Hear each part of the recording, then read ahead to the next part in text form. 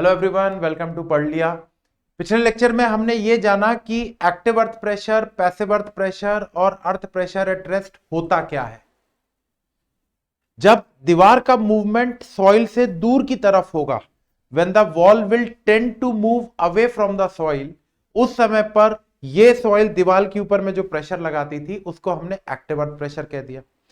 When the wall tends to move toward the soil, जब आपकी wall soil के तरफ मूव करने की कोशिश करे या कर जाए, उस समय पर सॉइल दीवार के ऊपर में जो प्रेशर लगाती है उसको हम पैसिव अर्थ प्रेशर कहते हैं।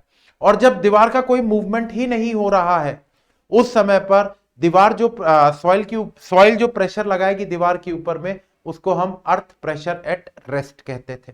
ये सारी बातें हमने की थी पिछले लेक्चर में, तो हमको ये एटलीस्ट तो समझ में आ गया भाई कि अर्थ प्रेशर क्या होता है और अर्थ प्रेशर के जो तीन क्लासिफिकेशन है, एक्टिव, पैसिव और अर्थ प्रेशर एट रेस्ट, ये क्या होते हैं। अब क्वेश्चन ये उठता है, सवाल ये उठता है कि ये कैलकुलेट कैसे किए जाते हैं।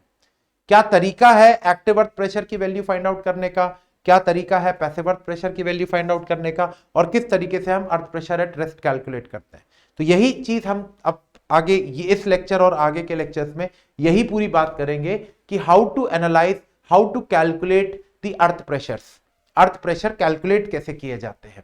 लेकिन उससे पहले, अर्थ प्रेशर के कैलकुलेशन से पहले कुछ बातें मैं आपके साथ और करूंगा अभी, that is related to earth pressure. जो भी बात करूंगा वो अर्थ प्रेशर से रिलेटेड ही होगी, लेकिन क्या बातें होने वाली हैं चलिए जरा देखते हैं। देखिए, जैसे सपोज करिए कि ये मेरे पास एक रिटेनिंग वॉल है, this is the retaining wall, let us से, ठीक है। इस रिटेनिंग वॉल के पीछे सॉइल है, इस रिटेनिंग वॉल का ये बेस है आपका, सपोज करिए, और इसके पीछे कोई एक सॉइल सैंपल है। सॉइल सैंपल क्या बोल रहा हूं मैं, सॉइल है,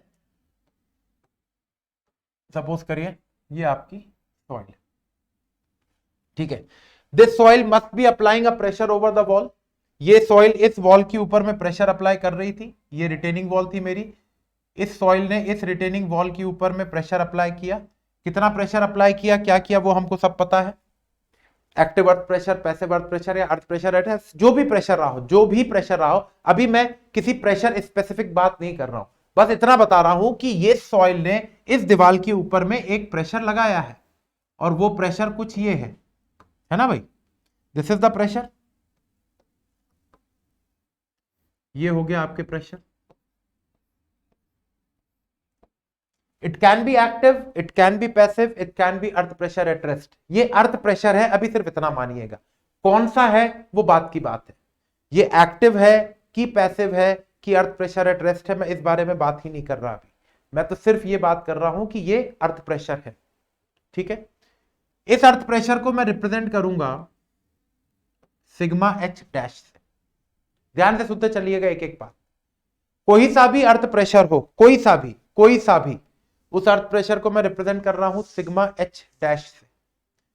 ये सिग्मा एच डैश का जो नोटेशन है, this will be for active earth pressure also, this will be for passive earth pressure also, this will be for earth pressure at rest also.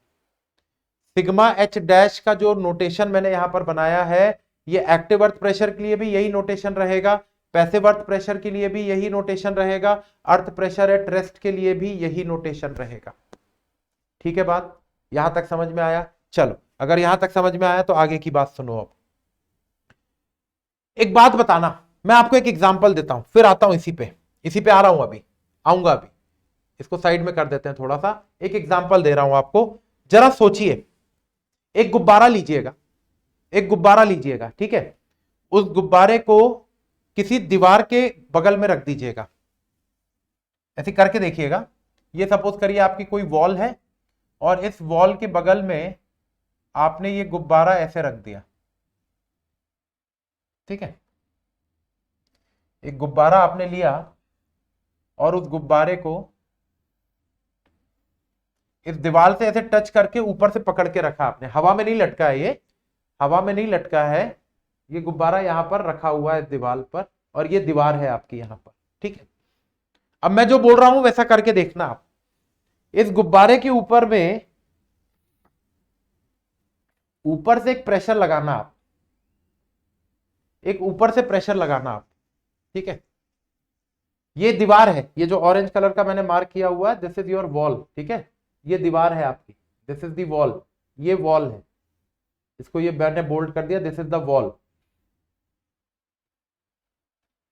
इस गुब्बारे के ऊपर में वर्टिकल डायरेक्शन, अभी ये गुब्बारा इस दीवार के साथ कांटेक्ट में है, मान लो अभी ये प्रेशर नहीं लगा है, मान लो ये प्रेशर नहीं लगा अभी ये गुब्बारा इस दीवार के साथ कांटेक्ट में है, कुछ कांटेक्ट एरिया होगा इन दोनों के बीच में, मैं एग्जांपल दे रहा हूं सिर्फ समझने के लिए।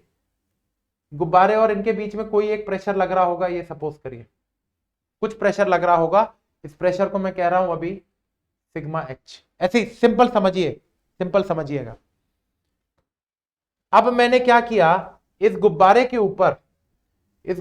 ऊपर वर्टिकल डायरेक्शन से प्रेशर बढ़ाया, इस गुब्बारे के ऊपर मैंने वर्टिकल डायरेक्शन से प्रेशर बढ़ाया, तो ये गुब्बारा थोड़ा सा चपटा हो जाएगा, ये गुब्बारा जो अभी ऐसा था थोड़ा सा फ्लैट हो जाएगा और इस दीवार पे ज्यादा प्रेशर मारने लगेगा। सोच के देखो, जब इस गुब्बारे को मैं ऊपर से ऐसे दबाऊंगा तो ये गुब्बारा कुछ ओवल शेप का हो जाएगा, ये गुब्बारा अब ऐसा हो जाएगा कुछ, और ऐसा हो जाने के बाद ये जो प्रेशर लग रहा था दीवार के ऊपर ये बढ़ जाएगा, ये वाला प्रेशर बढ़ जाएगा। सोच के देखो जितना ज्यादा ये बढ़ाता जाऊंगा मैं, अब ये मत सोचना सर इतना ज्यादा बढ़ाऊंगा तो फूट जाएगा गुब्बारा, अरे इतना ज्यादा आगे तक मत सोचो, सिर्फ प्रैक्टिकल जो बात बता रहा हूं वो सोचने की कोशिश करो। ऊपर से अगर मैं ये प्रेशर बढ़ाऊंगा तो गुब्बारा ऐसा हल्का सा फ्लैट होगा और वो दीवार के ऊपर में ज्यादा प्रेशर लगाना चालू कर देगा, होगा ना ये बात। अब यही चीज समझिए, गुब्बारे के ऊपर में जो प्रेशर आ रहा है ये आप लगा रहे थे, और इस प्रेशर के कारण ये गुब्बारा इस दीवार पर ये प्रेशर लगा रहा है, ये आपने लगाया, सिग्मा वी आपने लगाया, और ये सिग्मा वी जब आपने लगाया तो गुब्बारा फ्लैट होके इस दीवार से साथ ज्यादा कांटेक्ट में आएगा और ये गुब्बारा इस दीवार के ऊपर में ज्यादा प्रेशर लगाना चालू करेगा। इस गुब्बारे के लिए क्या मैं ये बोल सकता हूं, ये जो सिग्मा एच है that will be directly proportional to sigma V, ये जो सिग्मा एच है that will be directly proportional to sigma V. बोलो भैया सही है गलत है? सही है ना। बस अगर ये एग्जाम्पल समझ में आ गया तो फिर तो सब हो गया आपका। अब आगे की बात देखो भाई, अब ये सॉइल है, थोड़ा बड़ा कर लेते हैं अब इसको। अब देखो पिक्चर, ये सॉइल है, इस सॉइल के ऊपर आपको मालूम है एक वर्टिकल स्ट्रेस लगता है,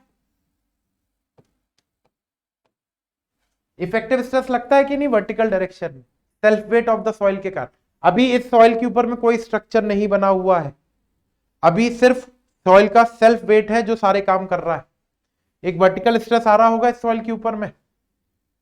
अब वही गुब्बारे वाला एग्जांपल सोचो, जितना ज्यादा वर्टिकल स्ट्रेस आएगा, वर्टिकल स्ट्रेस की वैल्यू जब बढ़ती जाएगी सिग्मा एच डैश बढ़ता जाएगा।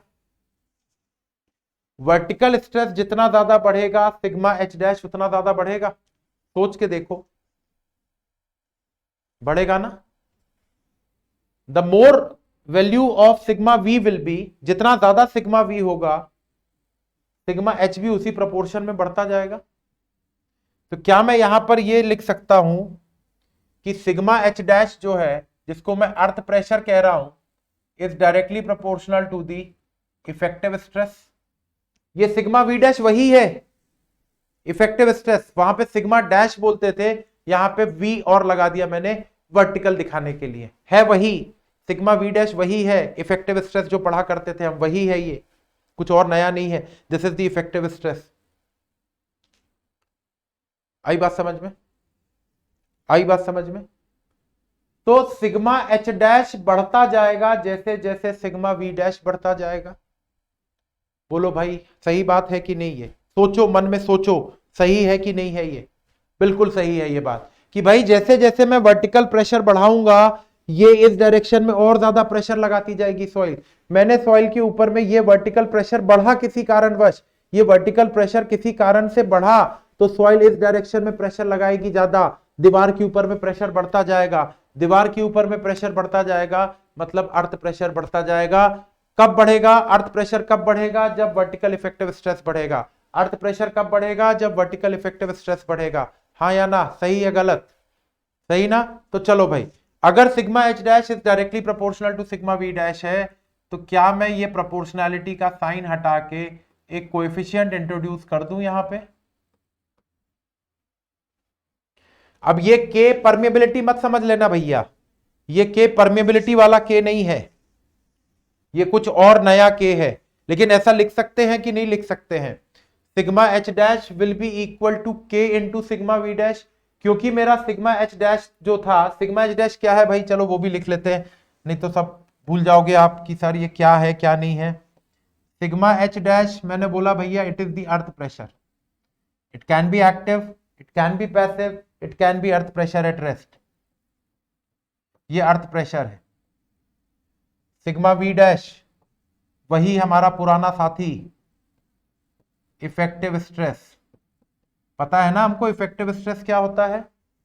बिल्कुल अच्छे से पता है what is the meaning of effective stress. वही है ये जो हम अभी तक निकालते आते थे, वही इफेक्टिव स्ट्रेस है, ये कुछ नया नहीं है। ये इफेक्टिव स्ट्रेस आता है ना हमको निकालते, आगे यही करना है हमको। वही 5 केस इफेक्टिव स्ट्रेस वाले वापस से आएंगे, वापस से वही इफेक्टिव स्ट्रेस निकाले जाएंगे, सब कुछ वही होने वाला है। अब बस देखते चलिए। तो sigma H dash is directly proportional to sigma V dash. जितना ज्यादा सिग्मा वी डैश बढ़ेगा उतना ज्यादा सिग्मा एच डैश बढ़ेगा। क्योंकि ये दोनों प्रोपोर्शनल थे, तो मैंने प्रोपोर्शनैलिटी का साइन हटाया, तो एक कोएफिशिएंट इंट्रोड्यूस कर दिया। अब ये जो कोएफिशिएंट इंट्रोड्यूस हुआ है भाई, इस कोएफिशिएंट को मैंने लिखा k इज इक्वल टू, क्या बन जाएगा भाई? Sigma H dash upon sigma V dash. और sigma H dash upon sigma V dash मेरे पास k मिल गया, तो इस k को मैंने कहा है भाई coefficient of earth pressure. It is coefficient of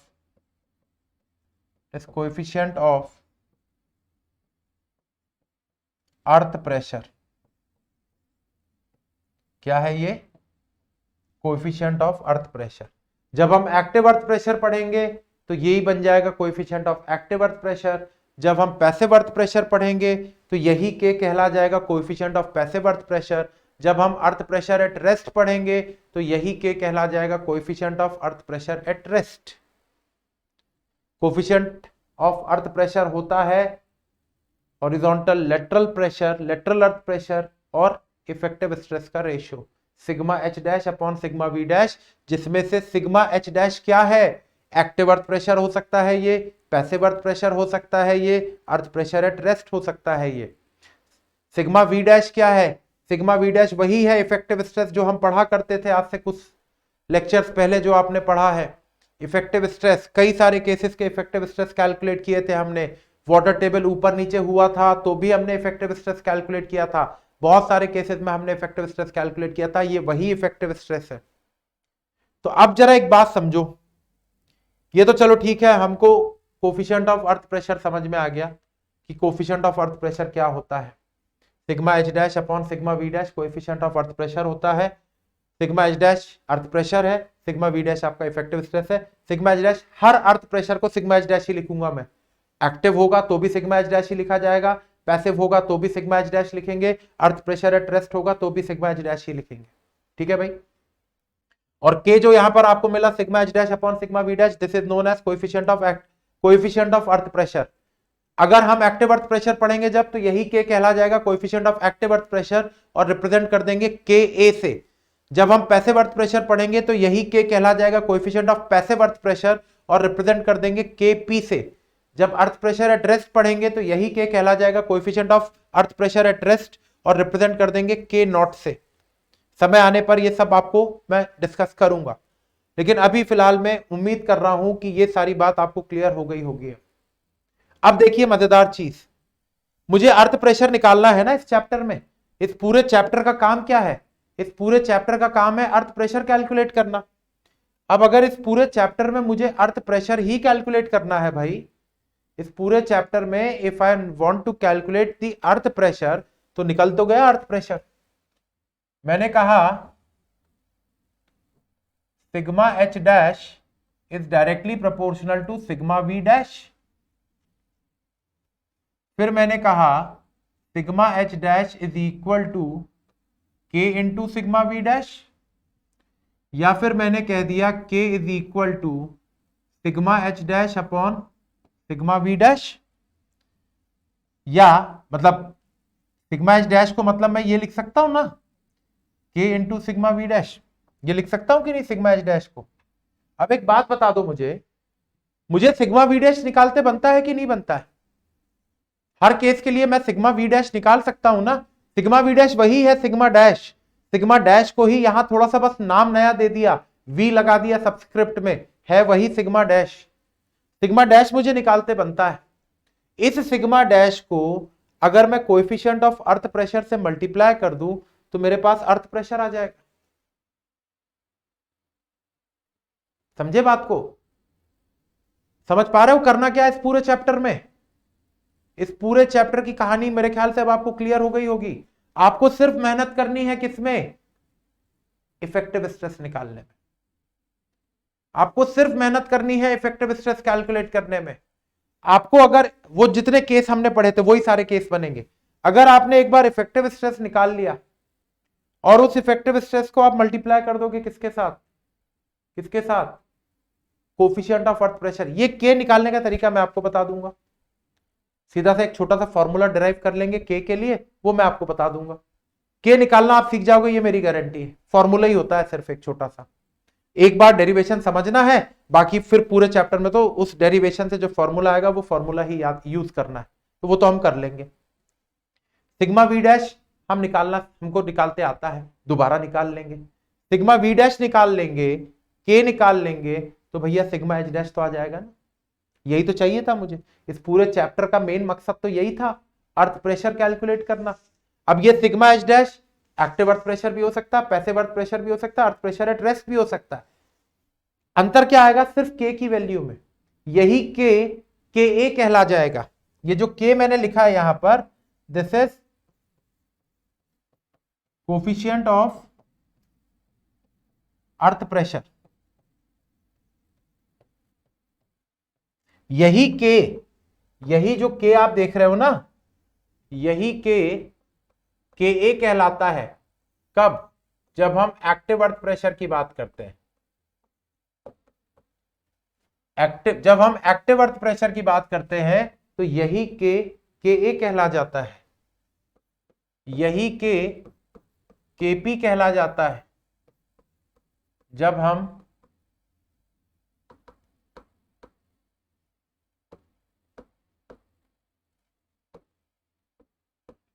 हम पैसिव अर्थ प्रेशर की बात करते हैं। और यही के नॉट कहला जाता है जब हम अर्थ प्रेशर एट रेस्ट बात करते हैं। समझे बात को? समझ में आई बात? तो ये के ए के पी और के नॉट का ही खेल है। पूरा खेल के ए के पी और के नॉट का है, क्योंकि सिग्मा वी डैश तो मुझे निकालते बनता है। I very well know how to calculate the value of sigma V dash. बस मुझे करना क्या है? सिग्मा वी डैश निकालने में मेहनत करनी है, और सिग्मा वी डैश निकाल के ए से मल्टीप्लाई कर दूंगा तो एक्टिव अर्थ प्रेशर की वैल्यू आ जाएगी उस केस के लिए। सिग्मा वी डैश निकाल के पी से मल्टीप्लाई कर दूंगा तो पैसिव अर्थ प्रेशर की वैल्यू आ जाएगी। सिग्मा वी डैश निकाल के नॉट से मल्टीप्लाई कर दूंगा तो अर्थ प्रेशर एट रेस्ट की वैल्यू आ जाएगी। सिर्फ यही काम करना है इस पूरे चैप्टर में। उम्मीद कर रहा हूं यहां तक की बात समझ में आई आपको। ये सारी बातें जो भी मैंने अभी तक आपको बताई, ये सारी बातें आपको समझ में आई। अब एक्टिव अर्थ प्रेशर और पैसिव अर्थ प्रेशर को कैलकुलेट करने के लिए अभी मैं सबसे पहले एक्टिव और पैसिव अर्थ प्रेशर की बात करूंगा, और उसके बाद फाइनली जब ये दोनों एक्टिव और पैसिव अर्थ प्रेशर हम पूरा पढ़ लेंगे उसके बाद फिर अर्थ प्रेशर एट रेस्ट की बात करूंगा।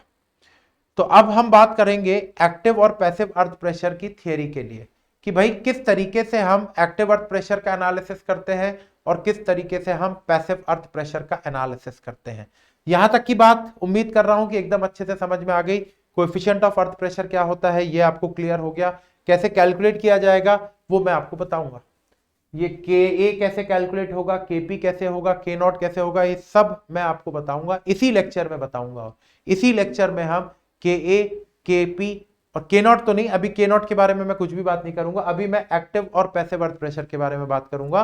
तो मैं आपको इस लेक्चर में अब हमको सीखना है how to calculate the value of K and KP. क्योंकि एक बार मेरे पास के और केपी की वैल्यू आ गई, एक बार मैंने के और केपी निकाल लिया, तो उस के और केपी को ले जाके मैं सिग्मा वी डैश मतलब इफेक्टिव स्ट्रेस से मल्टीप्लाई कर दूंगा, तो मेरे पास एक्टिव अर्थ प्रेशर और पैसिव अर्थ प्रेशर की वैल्यू आ जाएगी। समझे बात को? कैसे करना है ये चलिए देखते हैं। तो अब हमको बात करनी है analysis of active earth pressure and passive earth pressure. AEP और पीईपी लिख रहा हूं, समझ जाएंगे आप। एईपी मतलब एक्टिव अर्थ प्रेशर और पीईपी मतलब है पैसिव अर्थ प्रेशर। ठीक है, तो ये एक्टिव और पैसिव अर्थ प्रेशर का एनालिसिस कैसे करना है। तो एक्टिव और पैसिव अर्थ प्रेशर का एनालिसिस किया जाता है by using Rankine's theory. Active earth pressure और पैसिव अर्थ प्रेशर का एनालिसिस जो है, ये एनालिसिस हम करेंगे on the basis of Rankine's theory.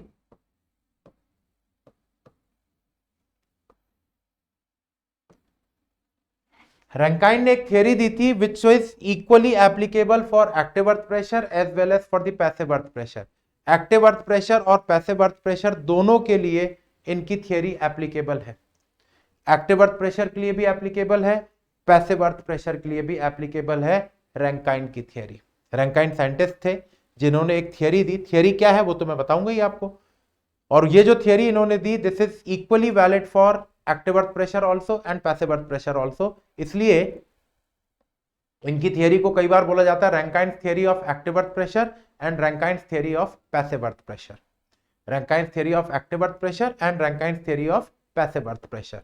क्या होती है इनकी थ्योरी, क्या क्या बातें की इन्होंने, चलिए जरा देखते हैं। तो रैंकाइन की थ्योरी पढ़ने से पहले इन्होंने कुछ अजम्पशंस दिए थे। भाई थ्योरी दी, थ्योरी अगर इन्होंने बनाई है तो बट ऑब्वियस सी बात है इन्होंने कुछ अजम्पशंस भी रखे होंगे अपनी थ्योरी में। तो क्या क्या अजम्पशंस हैं इन रैंकाइन्स की थ्योरी के, चलिए जरा रैंकाइन्स की थ्योरी के अजम्पशंस देख लेते हैं। रैंकाइन की थ्योरी के अजम्पशंस देख लेते हैं कि what are the various assumptions of Rankine's theory. तो पहला अजम्पशन जो बहुत इंपॉर्टेंट अजम्पशन है, पहला अजम्पशन जो रैंकाइन ने माना अपनी थ्योरी के लिए वो ये था कि इनकी जो थ्योरी है, this theory is valid only for cohesionless soil. किसके लिए वैलिड है? Only for cohesionless soil. Rankine's theory is valid only for cohesionless soil.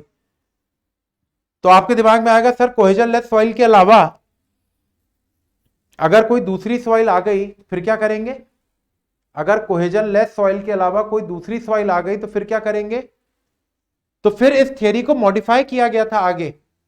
Bell नाम के एक साइंटिस्ट थे, BELL, बेल नाम के एक साइंटिस्ट थे, उन्होंने रैंकाइन की थ्योरी में कुछ मॉडिफिकेशंस किए और उसके बाद उस थ्योरी को कोहेसिव सॉइल के लिए भी यूज किया। लेकिन रैंकाइन की जो ओरिजिनल थ्योरी थी, रैंकाइन ने जो अपनी ओरिजिनल थ्योरी दी थी, ये ओरिजिनल थ्योरी तो सिर्फ और सिर्फ और सिर्फ कोहेजन लेस सॉइल के लिए वैलिड है। ये पहला अजम्पशन। दूसरा अजम्पशन, सॉइल आपकी कोहेजन लेस है, ये सबसे इंपॉर्टेंट अजम्पशन है। बाकी अजम्पशन तो ठीक है, जो है सो है, वो तो हम मान ही लेंगे, लेकिन इसको प्लीज याद रखिएगा क्योंकि पूरा चैप्टर में हम शुरुआती तौर पे इनिशियली जब हम एक्टिव और पैसिव अर्थ प्रेशर का एनालिसिस करेंगे तो हम हमारी सॉइल को कोहेजन लेस ही मानेंगे शुरुआत में। बाद में कोहेसिव सॉइल के लिए भी इस थ्योरी को यूज करेंगे हम, लेकिन शुरुआत में we will always consider that the soil is cohesionless. Cohesionless मतलब सैंड, कोहेजन लेस मतलब इनिशियली इन्होंने जो थ्योरी दी थी वो सिर्फ किसके लिए थी? सैंड के लिए थी, सिर्फ सैंड के लिए थी। ठीक है, चलिए दूसरा assumption, the top surface of the soil, the top surface of soil behind the retaining wall, the top surface of the soil behind the retaining wall is plane. The top surface of the soil behind the retaining wall, retaining wall के पीछे जो soil है, उस soil का जो top surface है वो horizontal है, प्लेन है। क्या मतलब है इसका? प्लेन है का क्या मतलब है? प्लेन है का मतलब समझिए जरा, मैं यहां पर साइड में बता रहा हूं आपको। मान लीजिए this is my retaining wall, rough and sketch बता रहा हूं आपको। मान लीजिए मेरी ये रिटेनिंग वॉल है, ठीक है, तो इस रिटेनिंग वॉल के पीछे जो सॉइल है उसका टॉप सरफेस जो है, उसका टॉप सरफेस जो है वो प्लेन है। प्लेन का मतलब या तो ऐसी होगी सॉइल, या तो ऐसी होगी सॉइल, या फिर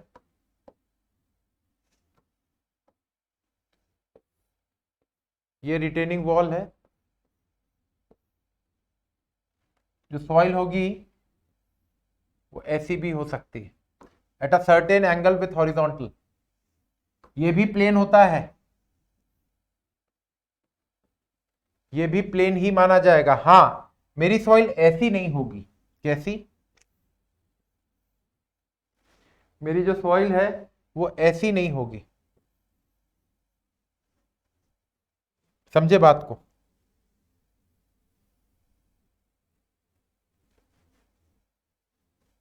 इसके लिए मेरी रैंकाइन थ्योरी एप्लीकेबल है, इस कंडीशन के लिए रैंकाइन थ्योरी एप्लीकेबल है, इस कंडीशन के लिए रैंकाइन थ्योरी एप्लीकेबल नहीं है। दीवार के पीछे जो सॉइल है वो सॉइल का टॉप सरफेस जो है that should be plane. Plane का मतलब सिर्फ हॉरिजॉन्टल नहीं होता है, प्लेन का मतलब हॉरिजॉन्टल भी हो सकता है, और it can be inclined at a certain angle also, वो किसी सर्टेन एंगल पे भी इंक्लाइंड हो सकती है, वो किसी सर्टेन एंगल पे भी इंक्लाइंड हो सकती है। हाँ, बस अनड्यूलेटेड नहीं होगी। ठीक है, ये assumption समझ में आ गया कि the top surface of the soil behind the wall is plane. Plane मतलब it can be horizontal, it can be inclined at a certain angle, बस अनड्यूलेशंस नहीं होंगे मिट्टी के ऊपर में। तीसरा assumption,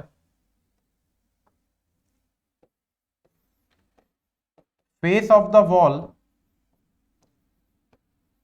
which is in contact with soil, face of the wall which is in contact with soil, which is in contact with soil is smooth and vertical. The face of the wall which is in contact with soil is smooth and vertical. दीवार का वो surface जो मिट्टी के contact में है वो smooth होगा और वर्टिकल होगा। क्या मतलब है इसका? जरा देखिए, दीवार का वो सरफेस जो मिट्टी के कांटेक्ट में है, मैं कुछ वॉल्स बना रहा हूं यहां पर,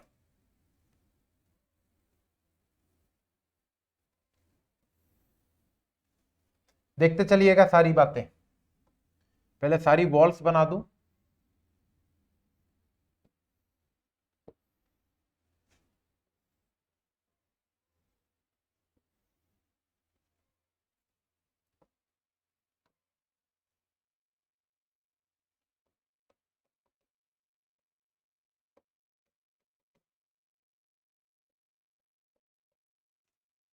ये 3 केस आपको सामने दिख रहे हैं।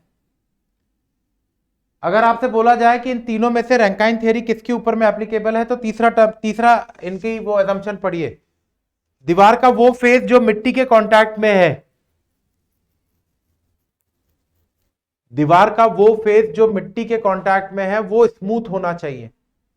The face of the wall which is in contact with the soil should be smooth, मतलब फ्रिक्शनलेस एंड वर्टिकल।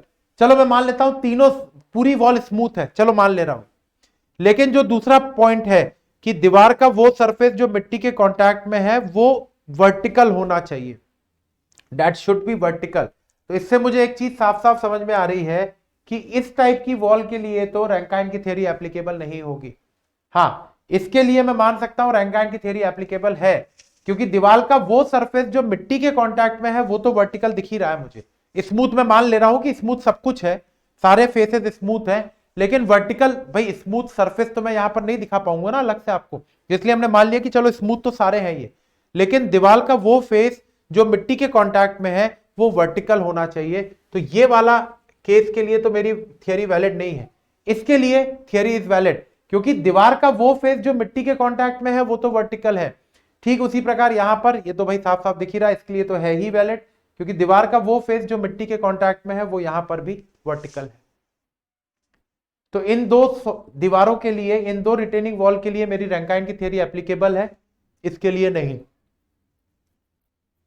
ठीक है, this is my third assumption. Fourth assumption, ठीक है, ये देख लेते हैं, बट उसका कोई बहुत बड़ा सिग्निफिकेंस नहीं है उसका।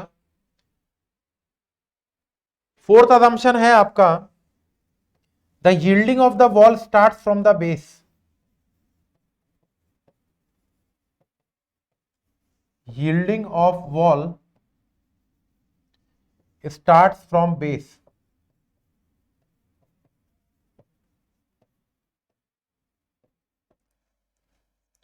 दीवार की यील्डिंग बेस से स्टार्ट होगी, मतलब दीवार का अगर कभी फेलियर हुआ तो वो फेलियर बेस से स्टार्ट होगा।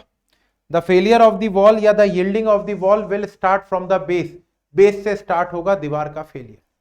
तो ये चार बेसिक अजम्पशंस हैं, इन चार बेसिक अजम्पशंस को मान के अब हम एनालाइज करेंगे एक्टिव अर्थ प्रेशर और पैसिव अर्थ प्रेशर।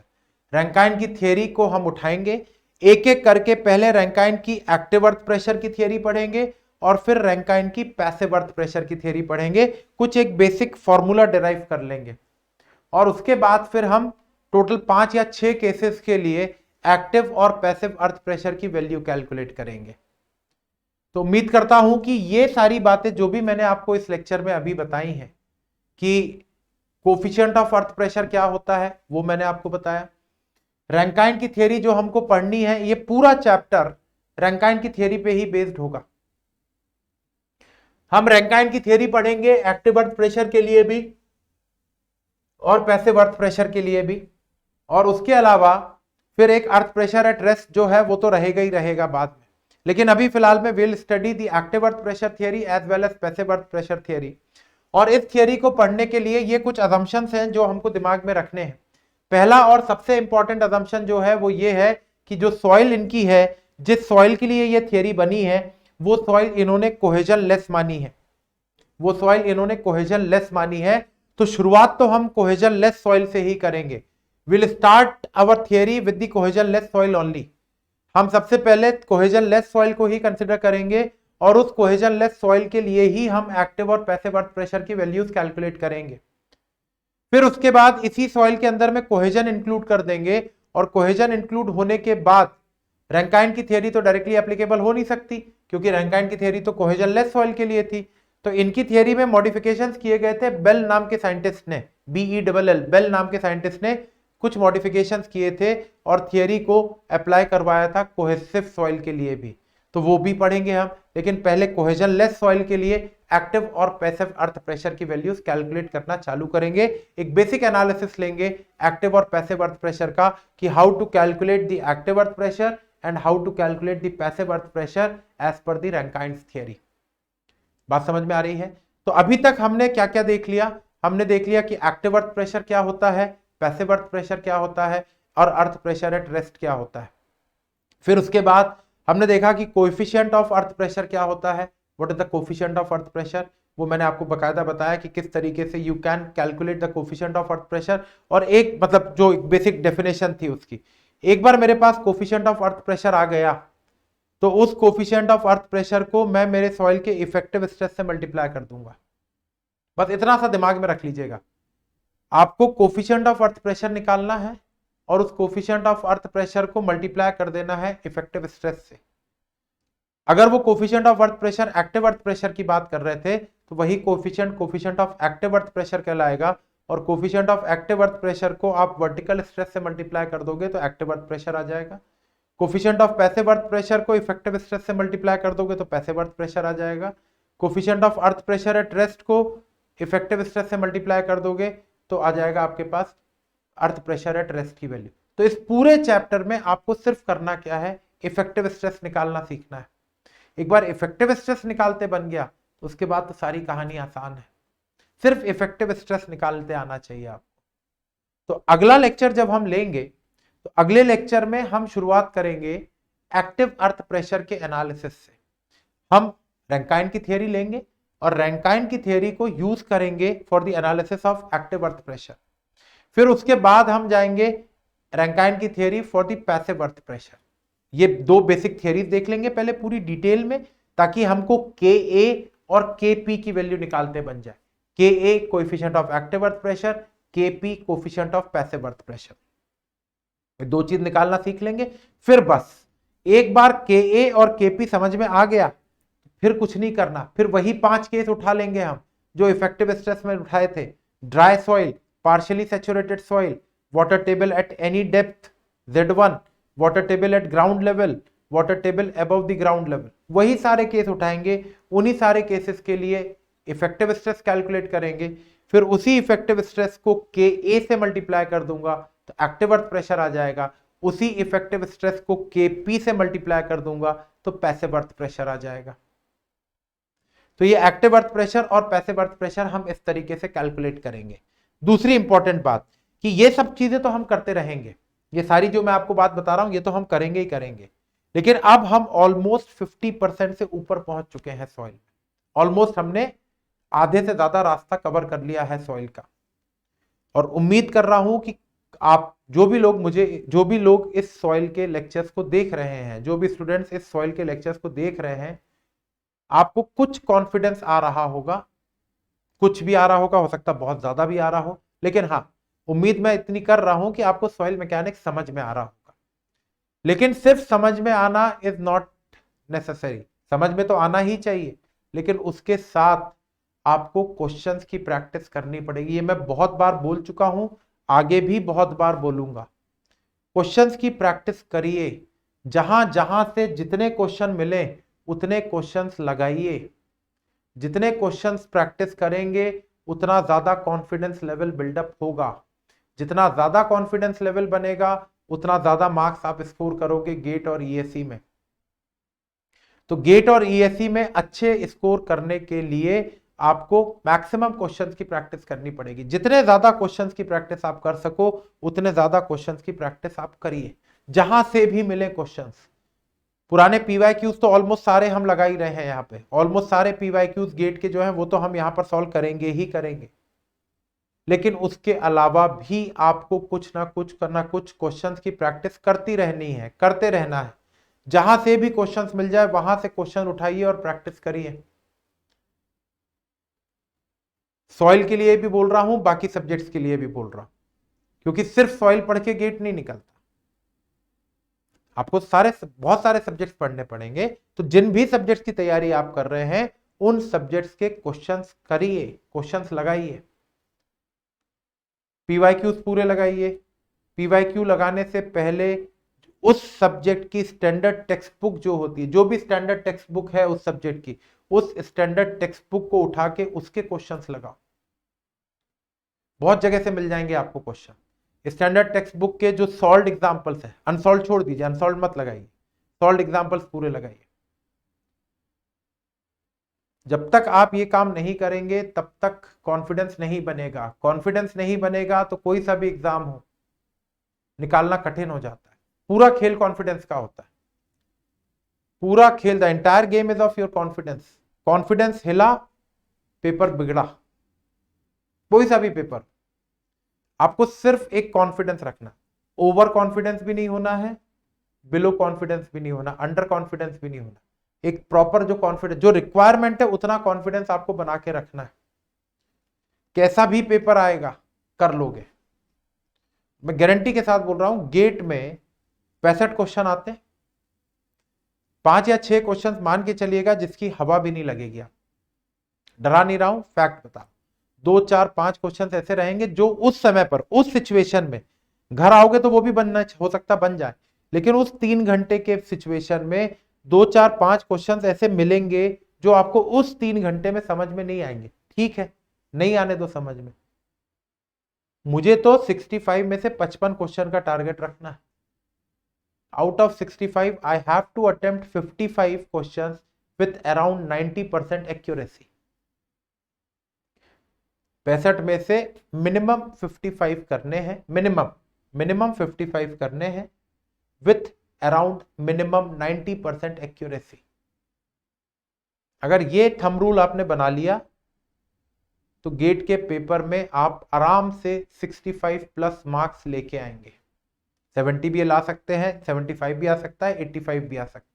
65 प्लस मैं मिनिमम बता रहा हूं। अगर आपने इस थंब रूल को बना लिया कि मुझे 65 में से 55 का टारगेट करना है, उस 55 में भी 90% की एक्यूरेसी, इतनी छूट भी दे दी मैंने आप, 55 क्वेश्चंस में 90% की एक्यूरेसी के साथ मिनिमम 55 क्वेश्चंस लगाने हैं मुझे। और 55 क्वेश्चंस ऐसे लगते हैं अगर प्रॉपर प्लानिंग से करोगे। प्रॉपर प्लानिंग रही तो 55 क्वेश्चंस यूं ही लगते हैं आपके। सॉइल मैकेनिक्स 15 नंबर, 12 से 15 मिनिमम जोड़िए, 12 सॉइल, मिनिमम 12 इन्वायरो, 10 हाईवे, 15 एफटी, 12 से 15 मैथ्स। मिनिमम जोड़ते हैं, जोड़िए, 12 12 24, 24 12 36, 36 10 46, 46 15 61, 61 मार्क्स। कितने?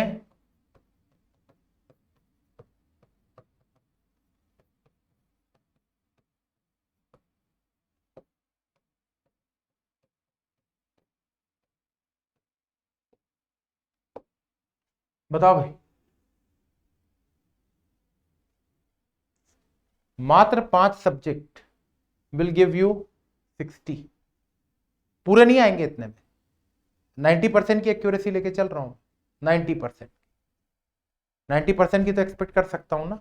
90 नहीं, चलो 85, चलो 80% की एक्यूरेसी, कि भाई 60 का आएगा लेकिन मैं कर 80% ही पाऊं। मैं तो ये भी मान के चल रहा हूं 80% की एक्यूरेसी मींस 48 आउट ऑफ 60, 48 आ गए। अभी भी आपके पास यहां पर 40 मार्क्स बचे, 40 बचे। उस 40 में 60% की तो एक्यूरेसी ला सकते हो। मिनिमम बता रहा हूं, गई गुजरी हालत में, एकदम वर्स्ट पॉसिबल केस में, एकदम वर्स्ट पॉसिबल केस में इस 40 में 60% की एक्यूरेसी ला सकते हो। 60% की एक्यूरेसी मतलब 24, 60% की एक्यूरेसी मतलब 24, कितने हो गए? 70। बस यही चाहिए मुझे, इतना ही चाहिए। ये नंबर यू विल रीच।